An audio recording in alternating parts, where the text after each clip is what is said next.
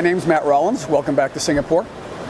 I'm at Newton Hawker Center, which is an open hawker center. It's a well-known one as far as kind of tourist and history goes. Many people come here.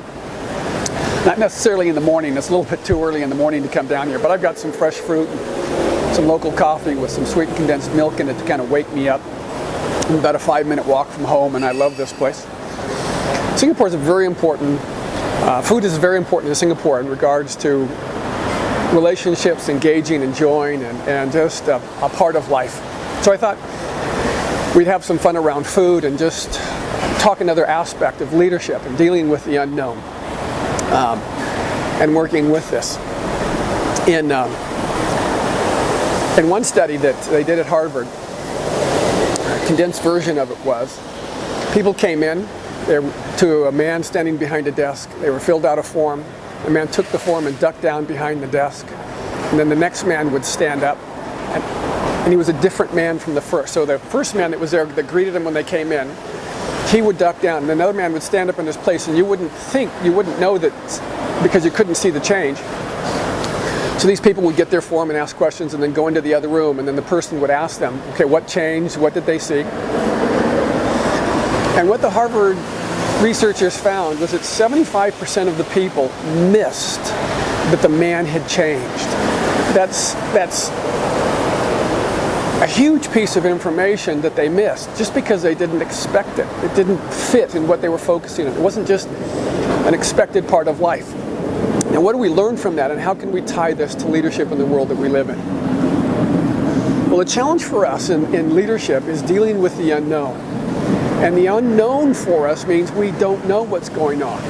When I do this in a workshop, I ask people, how do you feel when I ask this statement, I don't know? How does that make you feel? And the overwhelming response is angry, frustrated, isolated, anxious, because we get outside of our comfort zone and it locks us up in a sense.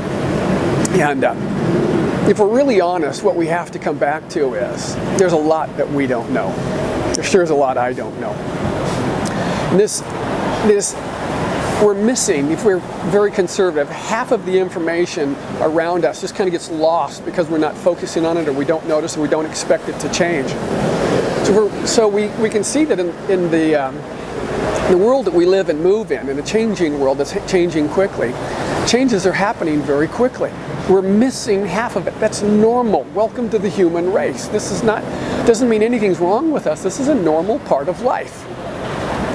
What we've got to learn is not to lock up, not to become defensive, not to shut down when that is exposed, but to kind of laugh or at least go, well, that's normal. That's a part of life. Okay.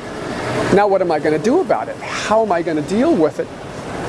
And be able to train ourselves, to discipline ourselves that it's normal not to know everything. And that a part of leadership is you don't have to know everything. In some old studies I found, Thomas Watson, the chairman of IBM in 1943, said, I think there's a world market for maybe 5 computers. Or a professor of strategy said many years ago, airplanes are interesting toys but of no military value. Now this is a mindset. Now all of us have gaps in our mindset. Even today I have a gap about how an organization functions, how to relate to people. These gaps can cause problems. The challenge in dealing with leadership in the unknown, or really in a changing world, is giving ourselves an allowance not to know everything. And more than that, creating people around us, or pulling people around us, or inviting people around us periodically to question us, to push us, to show us what we don't know and what we do know, what we really do have confidence in and what we're just assuming.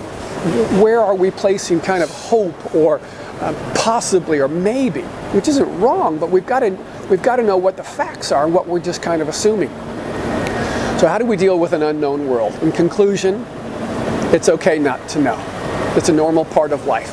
Develop skills, strength, kind of a thick skin. And then encourage people periodically, say 20% of the time, someone to question you, someone to It's not a sign of disrespect. It's actually a way of honoring someone, that they would question and push and investigate. what you're thinking and how you came to that thinking. And then also included with that is take time to reflect, to question, to explore.